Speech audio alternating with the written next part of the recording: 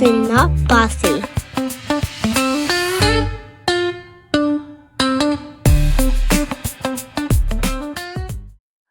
Welcome in, everybody. Okay, so by just saying this incredible woman's name, I feel calm. So, everybody, will you please welcome Javaneh Hemmat? Did I do that correctly? That is beautiful. Thank you so much. Music to my ears. Ah, thank you, because I really believe in the power of a name. So now that we're friends, can I please call you Java? Please do. Yes, Oh my all my gosh. friends call me Java. Yay. And Java, I am so excited to introduce you to everybody today. Java, you are the owner of Hummus Chick. And if anybody knows, when a girlfriend of mine introduced us together, I saw your website, hummuschick.com, and I saw you.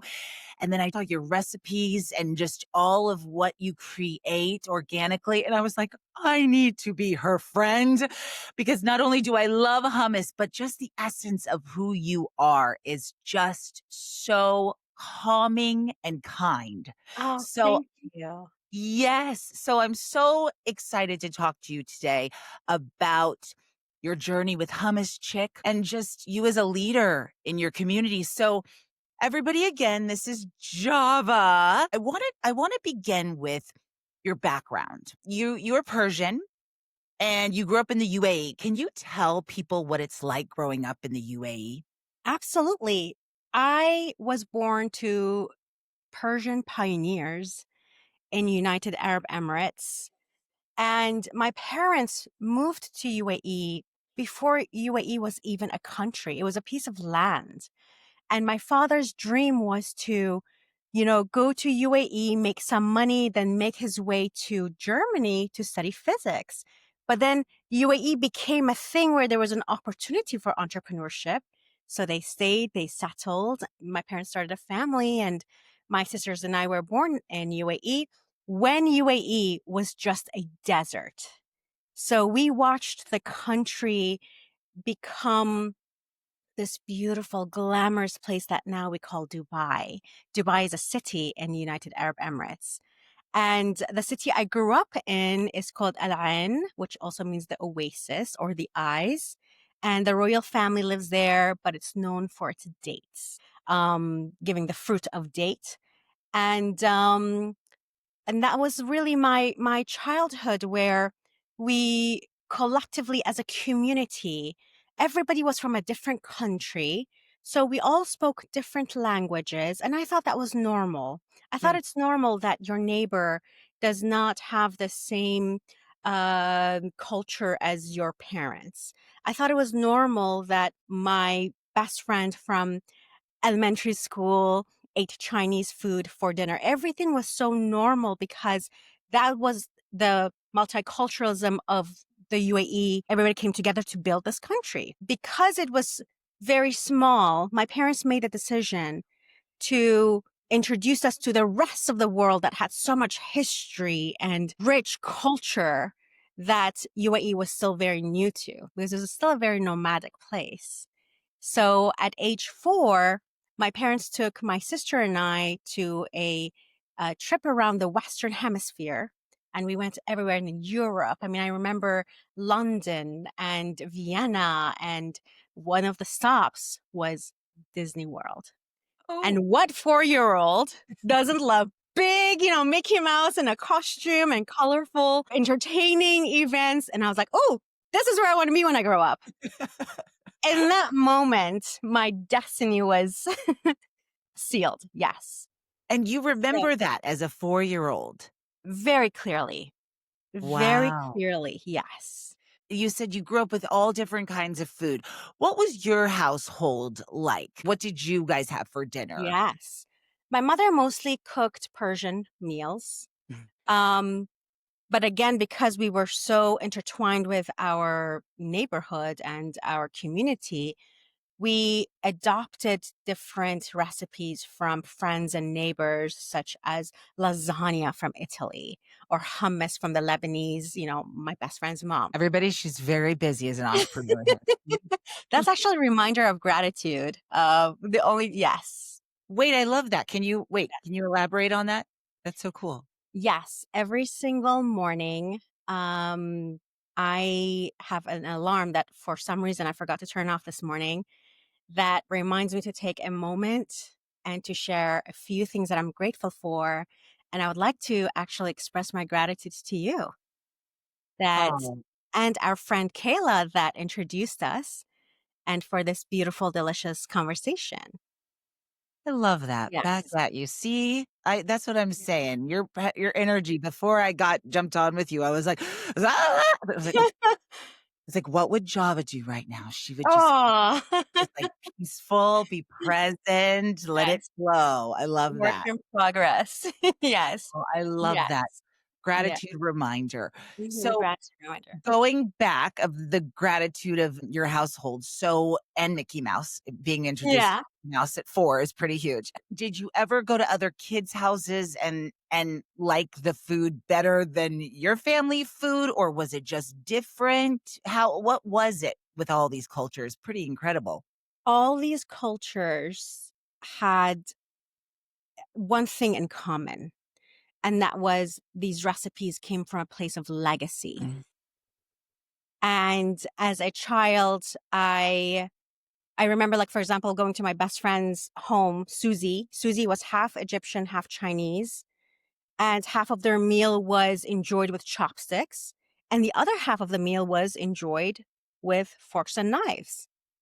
And I remember distinctly how wonderful it was to use our hands in different ways to nourish ourselves. And every home that we visited was so different from ours, but so unique and beautiful in its own way because it wasn't just the food, it was also the way they decorated the space. It was the way they had their prayer rug, let's say, or the arts that they had on the wall. Now that I think about it, almost like an art installation, like a little gallery that you walk through in your childhood and just see different things in a beautiful museum in a way. Wow, you're really blessed because I feel like the world could come together a little bit more if we Yeah. all started culturally with food as children and people and Mhm. just, be open-minded to all different cultures and of life, you know? I just feel like some people who are just very narrow-minded have not traveled, have not tasted other experiences, been with different kinds of cultures. So, you have this incredible experience in the UAE, and then what brought you to Tennessee from where you grew up and where Yeah. all the different places you've lived? My generation is the first generation that attended college. So again, back to where UAE was at the time, it wasn't set up for university level education the way it is now. Now we have universities that are accredited around the world. From early on, we knew that when it's time to go to college, we would either choose Australia, the UK, or United States. And we had visited the United States several times. So the culture was wonderful from an opportunity standpoint and from an expression standpoint. It was the best fit for me. Myself and my sister's a year younger, and we always did everything together. So we applied for universities together. I don't know if you remember this, but back then, like in 1997, 1998, you chose a college from this massive college book. Mm, And I just chose a few do you remember my that? dream, yes, you grow up when you grow up in the Middle East and you're watching pop culture movies and things like that, America is either Chicago, New York, or California. Mm. And to me, like I remember watching Beverly Hills 90210, the sunny skies and a convertible and cool kid. I was like, I want to be in California. And I did actually apply to a few Southern California universities, and Tennessee was a backup option. I think at the time, MTSU, where I went, they accepted me within 30 minutes through fax machine. Yes, like, Wow. we don't have anybody from UAE. You'd be the first. So, I mean, it was like 30 minutes. And as an international student, the process of getting a visa is very extensive, very long. So I was like, let me just use this university to get myself to United States. and then we'll figure out. My parents were like, just go there for a semester or two, and then if we need to transfer, we can look at that as an option. So that's what we did. I came to United States with my visa as an international student. I just fell in love with the Tennessee hills, and the community was so warm and kind, and eventually became this is where I've now planted my roots. Yeah. So that's how I came to the States. You just literally got to Tennessee and you just loved it, and you've been there since. When I was getting ready to come to college, I knew that I'm basically going to build a new home. I knew I wasn't going to go back to live. I visited, but I knew that this is a new life. Wow. Yes. And Mhm. then you're in college and now you've got the successful brand Hummus Chick. What did you want to do when you were in college and what was your journey from college to now? I was living in the dorms and I was eating all these highly processed foods. Today we have a language for it, highly processed or ultra processed food. Back then, that was just what we ate. And super high in ingredients that was just making me so lazy and so lethargic. And I connected it that this is because of what I'm eating. So I told myself I have to teach myself how to cook. That's when my cooking journey began. I learned to cook from cookbooks and my mom like faxing me again. Like the fax machine was a big equipment in my early 20s. And slowly, slowly, I put the pieces together of this is how we build a recipe.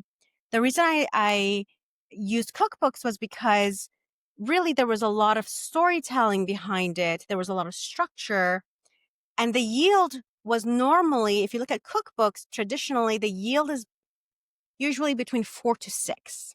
Hmm. For one person, that's a lot of food. So that was a catalyst that I would invite my newfound friends and classmates, neighbors, roommates. Let's enjoy this meal together.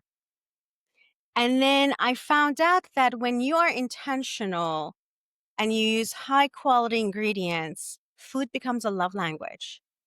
And when we offer it to one another, we're now building a bridge and we can exchange ideas and tell stories and make memories and forge friendships and communities. So that's how my food journey began. I've never had a culinary class in my life. Until this day, I'm really self-taught. I haven't even taken a knife cutting class. I've learned all that from Google and YouTube. I love that. What was the first cookbook you ever grabbed? Do you remember? Yes. Surprisingly, it was a cookbook, and I can even, like, take a picture of it to show you. I bought it from a shoe store. It was a Really? A shoe shoe store? shop. Yes, yeah. So after the first semester, I went home, I was like, food is the food I grew up eating, brought it from the farmer's market, you washed off the dirt, you add some spices, some heat, and it was a meal.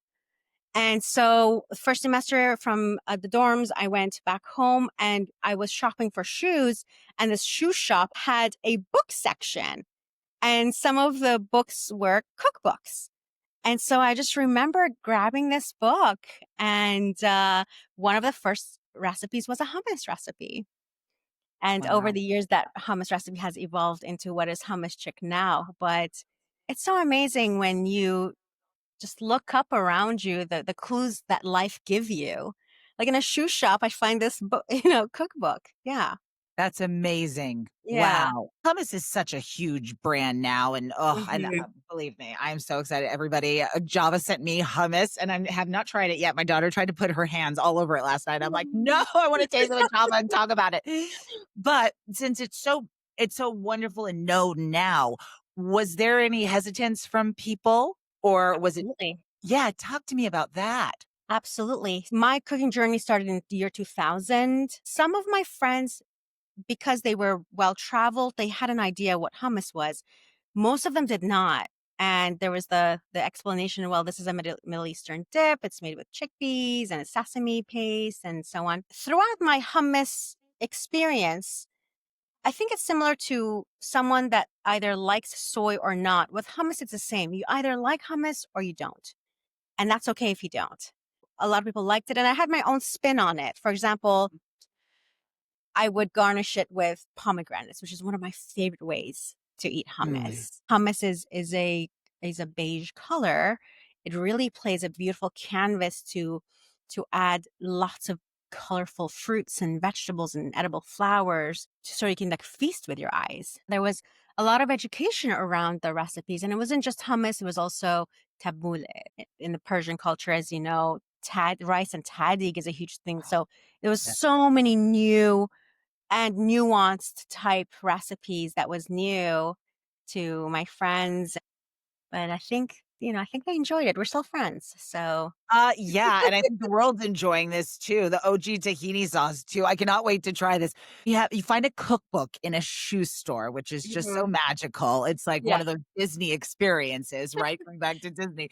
You Yeah. find a cookbook in a shoe store, then you start making your hummus. Now, what brought you from making hummus for your friends to now this amazing brand? And by the way, I'm from LA, and the store you're in Los Angeles, it's called Vincente Foods. It is the most incredible, cute niche store. But that store gave me chills because what an incredible place to be with an incredible brand. But what brought you from making it for friends to now becoming this big brand of Hummus Chick? Thank you. So I graduated from business school, Okay. and I went to corporate. Again, so my visa went from international student visa to a sponsored visa. So in my case, my employer had to sponsor me to work for them, and it was a corporate job. The agreement was, or the immigration, the way that this visa is set up is that you work for 3 years, you can renew it for another 3 years, and then you can get a green card, which makes you a permanent resident. I had to work for them for 6 years to get this green card. You could have just married somebody, so good for You you. know, yeah, I got a few proposals. Hey, do you want to do a green card marriage? It just never, No, I like the way you yeah, it just that. didn't feel funky. Yeah, There's a show 90 Day Fiance for that. So no, I'm glad we're talking about a big, beautiful yeah, brand as opposed to a reality show yeah. right now. So yeah. So 5.5 years into this visa, I get laid off. It's 2008. I get laid off and I lose everything. I lose my permit to work. I lose the job. I lose the income. I lose the profit sharing. So I lose everything. Chills. And the only thing I had was a belief system in myself. Please explain. All I had. So, and what's interesting is the Friday before I got laid off, I had a dream about an immigration lawyer. And I dreamt that she came into this place of work. I was working for a car rental company at the time. She comes into this place of work and she rents a car. Well, in my dream, I knew she was a lawyer, and I asked her, "Why are you renting this car? Like, where are you going?" And she said, "I'm going to Memphis for an immigration case." Now, this is in real life. In the dream, I knew who this person was. I meet her in real life. She says to me, I'm renting a car to go to Memphis for an immigration case. And in Tennessee, Memphis is where you go for your interviews, court dates, and stuff like that. So I took her to the vehicle, and when it was just her and I said, "Can I make an appointment with you for next Tuesday?" And she said, "Absolutely. Call my office. Here's my card." So she left immediately. I called her office for that Tuesday, and that Monday I got laid off. So now Monday I get laid off. Immediately I tell myself, "Java, the thing you have is this appointment tomorrow. Wow. Build a new life. It's time to build a new life." I So, have chills. Wait, this is so wild. You yeah. had no idea, just to be clear, you had no idea you had a dream. You met her and you Mhm. just wanted to make an appointment with her. The dream was Thursday night. She came into the rental office Friday morning. I made the appointment that same day for the following Tuesday. I got laid off on Monday. And when I got laid off in Tennessee, you don't need a reason to fire somebody. They were laying off all these rental car managers because there was the bailout. Do you remember that in 2008, GM, Chrysler, and Ford needed a bailout, and the rental car companies relied on dealerships. That's their bread and butter. It financially didn't make sense. So the 20 of us got laid off on the same day, same week. So the person that let me go had to drive me home because I didn't Oh, have a vehicle. oh my God. You And gotta on the laugh. way, it was like a silent drive. And this person had been kind of my friend for the past 5.5 years. Wow. I was making plans for the next day. I was like, I have to make plans for I knew it was over. There's only a few paychecks coming, and I have to figure out how to build a new life.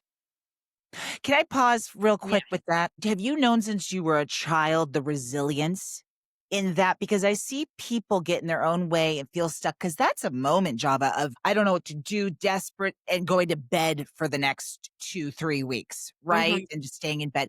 What was that about you? How are you that way?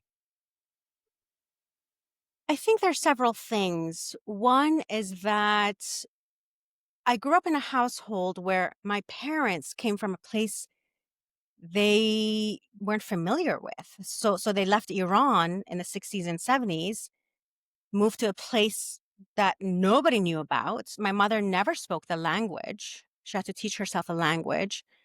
I have had preparation all my life that we will come across trials and tribulations in our lives. Be ready. Mm. It will happen. The car will break down. There will be loss. There will be disputes. Be ready. I've always known that things will, especially in business and in investments and work agreements, something will definitely happen. Unfortunately, that's just the way the system of our of work is, the systems that we've designed as human beings, that we will come to a crossroad where there has to be a decision on how to move forward or how to move apart. Uh, Sorry to interrupt you. Do you just open yourself to looking for what is in front of you, like signs to get you ready? Because some people can hear that and go, am I waiting for the next shoe to drop? no, no, Like, how do you no. manifest that? Um, I think the manifestation of the preparation is that looking at my life and saying, this is good. This is a good life. Mm. At the same time, there will be a pebble in the path that I will have to clear to continue going. That pause is so important for me because it allows me to evaluate and modify. The moment that I was let go, even though I knew it was going to be a very long journey, there was a sense like I knew immediately something better will happen. It took years in that case. But today I cannot imagine being at that job. Can you imagine? Like we couldn't meet. I couldn't Yeah. have it wouldn't have pushed me to Fill my belly with goodness. I love this. Yeah. do you see? So I hope that our friends listening don't see this as from a place of fear, but that we are so resourceful and we're so connected to resources and to each other now, to where when we get to a point of when something is blurry or when something is doesn't seem right or when there's a loss, that we can think through it, talk through it, and find the next step. And by the way, if it's always smooth and linear, it's not going to grow. We will Mm. not grow as human beings. Our businesses will not grow. Our families will not grow. Our culture will not grow. And therefore, unfortunately, it's necessary to go through that winter season of life to have spring. It's it's inevitable. And as soon as we accept that and that resistance is sort of released, the answers will come to us sooner. The solutions will appear, sort of like the book that appeared in the shoe shop. I love that. So Yeah, instead of white knuckling everything, because I'm watching people just white knuckle, because yeah. I don't know how you feel, but you Mhm. also said this journey to hummus chicken where you are now doesn't happen overnight. And No. I'd love for you to elaborate, because I feel like with social media, it all looks like instant gratification. Everyone wants to show their wins and they act Mhm. like it happens overnight. And that is not how life works. Yeah, It's steady on the path. It's building something that's going to be consistent and powerful, because it takes a while for that journey. 100%. Yes. So going back to it for you, what was that in between the losing the job Mhm. and then now where you are today? Mhm. So, part of our family belief system is that everywhere we live, every country that welcomes us, we honor them back with being having our sort of our documentation to be um, legal. So as I'm driving home, my manager who had just let me go, I'm driving home. I'm thinking, okay, I have to go back to school because I can change my visa as a student visa. And number two, I got to go to this lawyer office that I had a dream about tomorrow. I go home, I take a beautiful shower, I throw away all the clothes I wore at that job immediately. I was like, clean out. I I, love it. these suits were very expensive. I haven't really worn a suit since then, but I was like, let's make room for new. Immediately. I mean, by the way, all of this was intuitive. This was in 2009, February 23rd, 2009. And that's another thing. When you listen to your body, it will give you the right signals for you in that moment. It will guide you. Our bodies are so wise. I knew that, okay, this chapter's over. These clothes out. Took a shower. And when you have those shower ideas, I knew. I was like, okay, this is what I'm going to do. I'm going to apply back to school. And this time, and this decision I made came from a place of security and not from a place of passion. I decided to go back to school to eventually study medicine. I was like, I need to become recession proof. Mm. That was the way I made my decision. The following day, I went to the lawyer, Yvette, and she was very compassionate and empathetic and kind. There was a lot of things I didn't qualify for because I was born in a country that didn't grant me a citizenship. And I had a nationality of a country that didn't accept me because I was a woman and a non-Muslim. Wow. So it was a very unique situation. But I was like, you know what? My personal backup is school. Because as an international student, as long as you're in school, your visa is extended, you know, till whenever you graduate. I was a little concerned about the whole immigration and work thing, but I was like, I'm safe because I have school.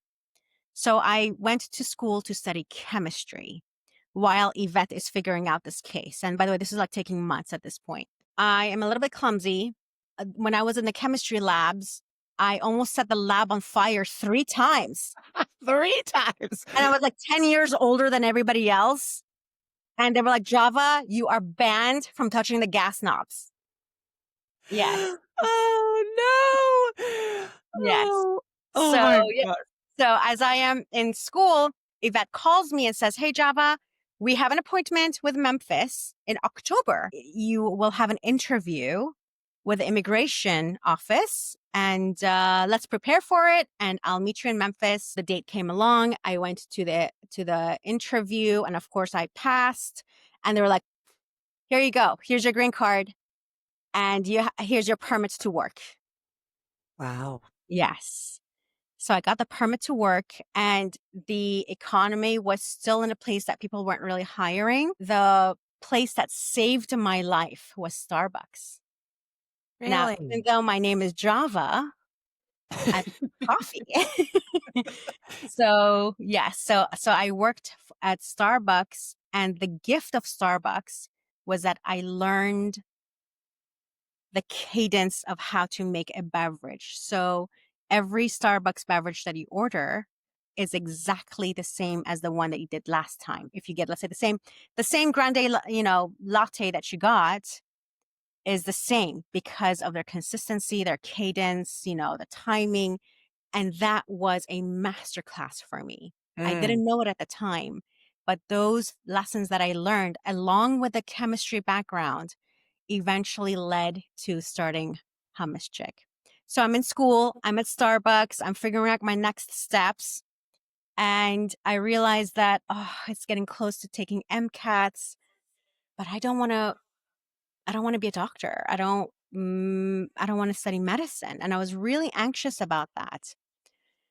So I was like, what should I do? And, my sister and I, we were talking about it. At the time, my sister was working for a company, and her work was taking her to Anaheim in California. So she's like, come here and let's just talk it through. I was like, okay. So I went to California, and something told me to go surfing. I had never surfed before. So I signed up for a surfing class. I went to Laguna Beach. It was a 2-hour surfing class on your own. And I'm a terrible surfer. I'll come to find Me out. too. And so I'm like paddling. I'm in the middle of the ocean. And there was a moment where it was just me and sitting on the surfboard. The ocean was still, the sky was blue, and it was just me. There were like a few teenagers, like over there in the far right. They're like, just like hanging out. And Shauna, I'm not joking. Something, I kept asking myself, what is it? What is the meaning? What is my purpose here? What am I serving? I want to connect with people. I thought it's through healing, but I just feel it's something else. And I'm not joking when I say it struck. Hummus Chick, a hummus company. At this point, it's like 2012. And something within me, an energy within me moved from my toes to my heart. And a wave came, and I tried to get on the board, and I didn't, and I crashed to the shore. And I was like, I'm done with surfing because the class is over. But I have a brand now. But I have a brand. And immediately I go to the little rental car, and I found a legal pad that I had in my bag. And I mean, I cannot tell you how abundant these ideas were. It was like I was just showering them on this legal pad. I was like, hummus chick. I need to start with 7 flavors. It's going to be a classic. It's going to have no oil in it, roasted garlic and cilantro, spicy hummus with pesto. And I'm going to have 7 flavors. I wrote down exactly the color of the label it needs to be on. I want to be in Kroger. I want to be featured in Martha Stewart. I wrote down everything on this legal pad, and I folded it, put it in my bag. And, a few days later, I came to Nashville. I had $40 to my name at that point. And $35 was I was like, I gotta get this business license. I gotta do this now. And so I got my business license, and I had a few ingredients, and my first 6 customers were my Starbucks partners, my coworkers. And I was like, okay. And at this point, it's 2000. So 2012-ish, I need to get into the farmers markets, and the food movement in Nashville was brand new.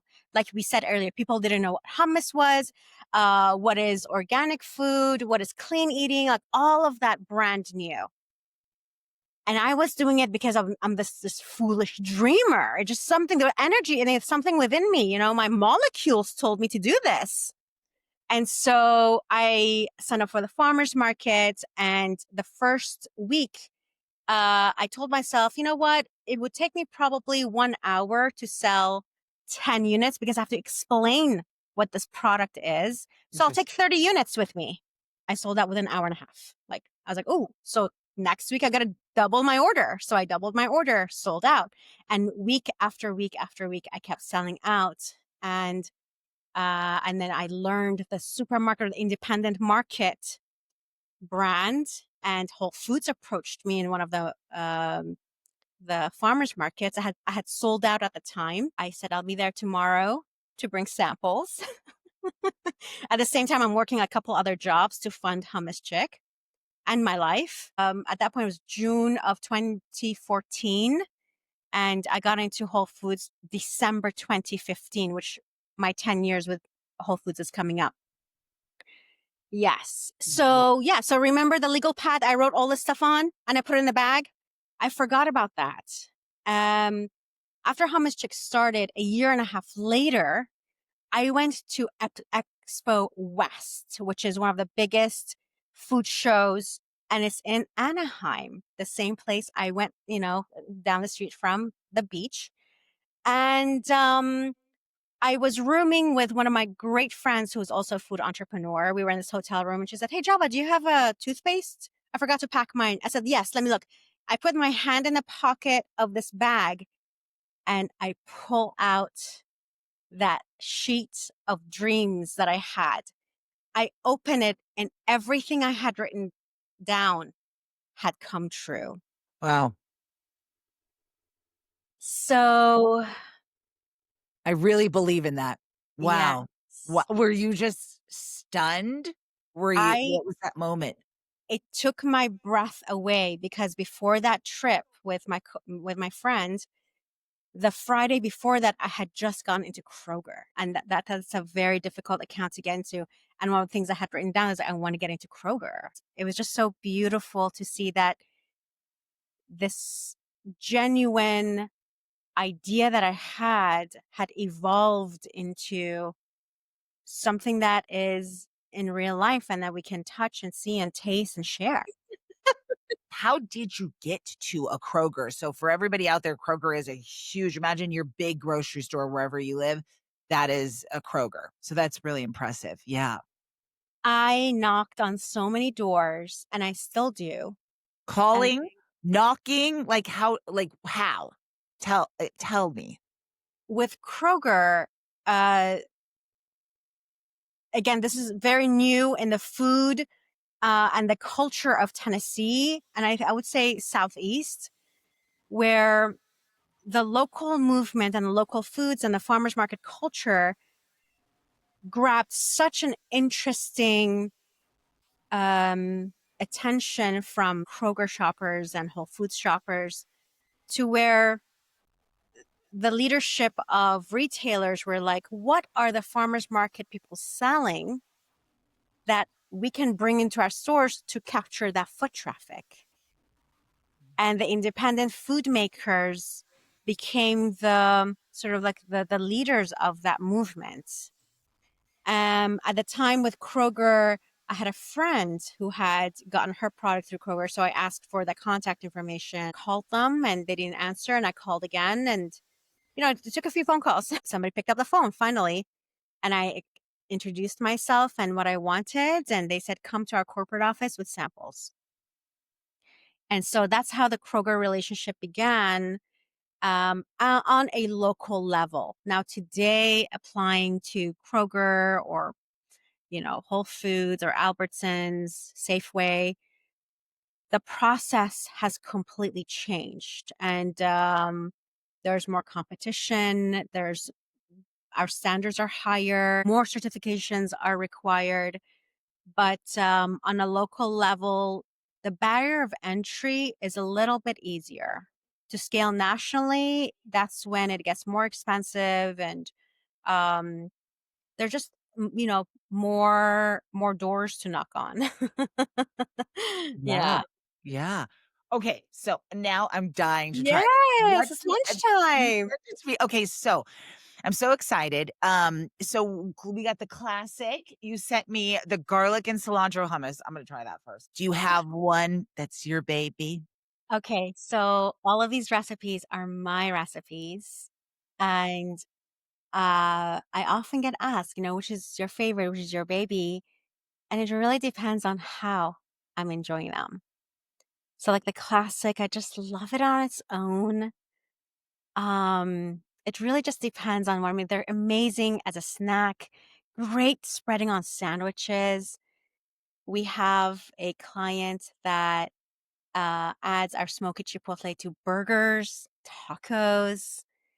It just adds more body, more protein. This is so incredible. And look at you have literally like no ingredients in here because Mhm. I love hummus, but I will look at hummuses and there will be like 30 ingredients. Yeah. And you have such simple, beautiful, natural chickpeas, tahini, Mhm. like water. So how how come a lot of other hummus companies throw everything in their hummus? All of those ingredients. This is Yes. incredible, by the way. Thank you. So the classic hummus, which is the base, that is oil free. And the reason other companies have more ingredients, especially if they're classic, let's say has oil in it, oil has two functions. One is to smooth out any grittiness. And we pride ourselves that our hummus is very velvety and smooth. Um, and then the other reason for oil is that it's a cheap ingredient. So a lot of hummus companies, the recipe could contain up to 15% oil that fluffs it up. It's a filler. It's cheap to make. And that could be, a couple of the reasons of the number of ingredients. It's also because the process of making hummus. So our hummus is made with dry chickpeas. We've partnered with American farmers that cultivate non-GMO, single origin, DEET-free crop, and everything starts from scratch. Dry chickpeas soaked overnight. It takes such strength to drain the water, then rinse them, then boil them, simmer them to where they're tender enough where you don't need oil. Our biggest ingredient is chickpeas. So if you treat the chickpeas with a lot of care and with our technique, you don't require too much. So, and then we blend the hummus layer by layer. So one ingredient at a time, because what the chickpeas need to blend on is different than what the cilantro needs. So for example, with the roasted garlic and cilantro, chickpeas are blended. Then we fold in the tahini. Then the garlic confit goes in. That's made with extra virgin olive oil. And then the cilantro is sprinkled on top. So everything has to be timed. It's almost like a symphony. Yeah, Mm. Oh, I everything has can't to do stop. with I timing. really just need to hear me chewing, but I just covered my mouth up. This is incredible. Let me ask you, has there been a time when you've made too much or if there was a batch that didn't work? How do you work around all that? Yeah, so today, I've been we've been making hummus for 11 years now. There have been so many batches that didn't work, so many batches that worked but were not we couldn't sell it because, let's say, the shelf life wasn't there, or ingredient sourcing didn't make sense, or the market didn't make sense. So there have been so many renditions of our recipes that have changed over time. And I love that. Now, did you have a recipe that you loved so much, but it just didn't work out and maybe people weren't involved enough for it? Or There's a recipe that I had called cool cucumber mint, Ooh. and it's almost like a tzatziki. And so delicious. And I've actually added that recipe to our Instagram where, you have your hummus, like the classic hummus, and then you blend it with cucumbers and dill and mint. And from a commercial standpoint, the reason that it didn't work is because cucumbers are so delicate and it's also high in moisture. So the Mm. enemy to hummus is oxygen and water, or water activity. And cucumbers they just don't work. So, but my way to share it with you is to be like, do you have 5 minutes? Can you put in a blender with some cucumbers and mint, and you can even add like a hint of cumin, and that's another thing that's beautiful about hummus chicken is like my recipes play so well with other concepts, and you can transform one container of classic hummus into a completely new recipe.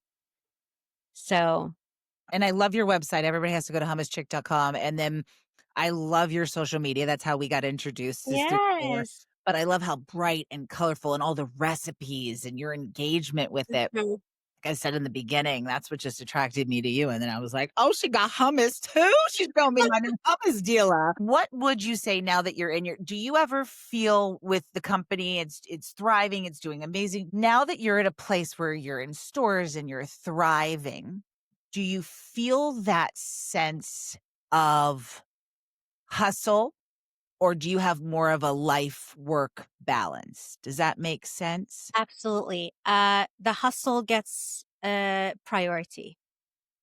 Even though we have covered so much ground and we've introduced so many products and are introducing new so for example, the tahini sauce, you're one of the first people to try it. Yeah, it's That's so good. brand new packaging. Um, I didn't even like and yes, so cute. so You're so cute too. I love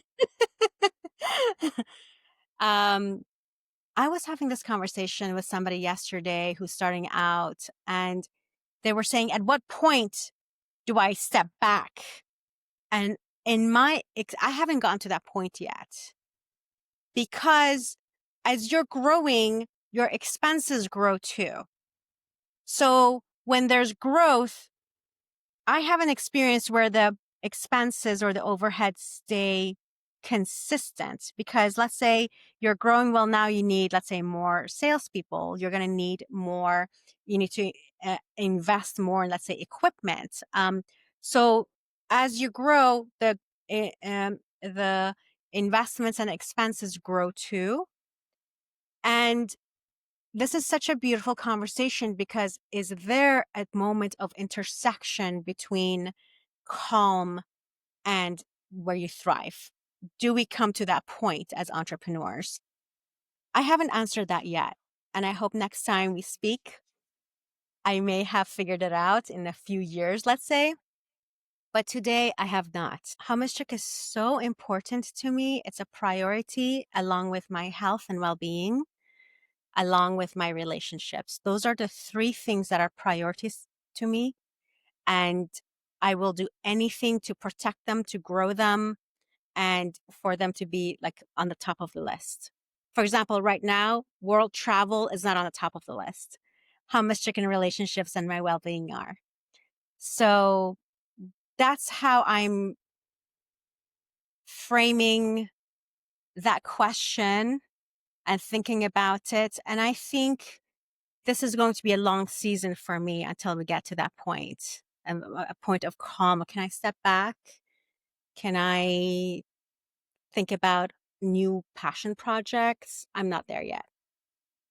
so and I love that though, because this is your child. It's kind of Mhm. like when you have a child, it's the same. You nurture it, you care for your child, you grow it, and then there needs to be that moment when you can release, all the hard work you've done a little bit, and let it thrive. But let me ask you, would you say to an entrepreneur that is starting a business, if you are not head over heels, madly in love with what you're starting, should you start it at all? Like if you have okay, I'm going to do this for 5 years. I like it. It's going to make me money. Is that ever the game to get into as an entrepreneur, do you think? If it makes them money and it helps them that, the money that they make helps them bring them the quality of life that they want, why not? Do we need to be in love and so passionate about the things that we do? Um, I think that's one component. I think there's several other components. I would say something that's more important than the love and passion is having systems and Mm. processes. And it's like math. We don't really have to love math, but if we know how to use math, it's going to help us with our finances. It's going to help us with, just general arithmetics of counting. It's going to help us measure flour and sugar. Are we passionate and in love with math? Probably not. But the tools and formulation of math helps us with other areas of our life. So if somebody finds a business or a job that makes them income or revenue or even gives them profits, but they're not crazy about it, I wouldn't say no to that. I would say, well, maybe they have actually a good balance. That could actually be a healthy thing where they have a better balance than I do today. But like, this is what I do for work and this is what I do in life. There's a lot of incredible products that have failed out there. What is the one thing that has kept Hummus Chick to be such a successful brand? Very clear vision, consistency, and learning. I have failed many times during Hummus Chick. I've made so many mistakes. I had to learn from it, evaluate, modify whatever system or practice I was having in business and carrying on. So I think it starts with a very clear vision and then And building from there, building a really strong foundation. but then with the foundation, when you do quote unquote have a failure, right? How do you bounce back from that quote? Does that mean a failure in something, an investment you made, or the people that you brought in? Could be all of it. How do you bounce back from that? Um, I think in my situation, going back to myself and really assessing if this, going forward with this direction. So let's say, we hired somebody, and this is actually a true story. Somebody joined the team. They were not the right fit. We had to, um, uh, end the agreement. That was really hard on both parties, both on myself and that person, because I had to buy out the contract basically, which that was a lot of money at the time. As much as we try to say this is business, not personal, it got personal. It's personal that I'm spending all this money on something that could have gone to something more positive. In my experience, there was a moment of grieving that I made this mistake, grieving that I had this big dream to have this person join the team. It didn't work out. Grieving that now, I carried some shame around that. And then I realized all of that is normal. And that's just part of loss. And that's part of really the evolution of something, that something better could come in its place. And it did. But again, it took time. It actually took about 9 months to recover from that decision and to find, to replace the person with somebody else that was a better fit. But I think it came down to a very personal, deep sense of myself. And a lot of the decisions that I make, whether they're in Hummus Chick or in my personal life, always comes to the same place, which is the intuition, that guiding light. Where is it directing me? It goes back to all the resources that we've built, the community that we've built, but at the core, what makes sense within. And I think as women, we have the gift of intuition, that the more we listen to it, the louder it gets. And sometimes that intuition is confused with the noise and the advice out there. And even though I'm grateful for all the advice I get all the time, I have decided to be very picky on what I choose, because it has to align with myself, especially as somebody that I have to wear many, many hats at Hummus Chick. And if I take my eyes off of something, there's a detail that just doesn't make sense and it goes through and I'm like, it didn't really work, but it just comes back to me. Everything comes back to me and that voice. And does this feel right? And It doesn't matter how many spreadsheets I look at and how many metrics I accomplish. For the core of the business, it has to fit. Otherwise, I'm adding pressure. And when we add pressure to something, it snaps eventually, you know? Yeah. I just love this conversation, and I just love no matter if it's Hummus Chick, no matter if you have 45 other companies you're gonna run, I just love the fact that you're insightful, you go back to you. I love Mhm. for people out there, get on that surfboard. You were in the middle of the ocean that's so much Yeah. bigger than you. You took a chance, got out there, and you just seem like you don't block things that come into your life. And I just think that is so special to share with everybody because I constantly see it. It's like I sometimes have to be knocked in the head in order to be like, like to fall down to go, oh, is that what the universe was trying to tell me? Why did I have to be knocked in the head? Why couldn't I have just signed up for the class to go in the middle of the ocean? So I Yeah. applaud you. Yeah.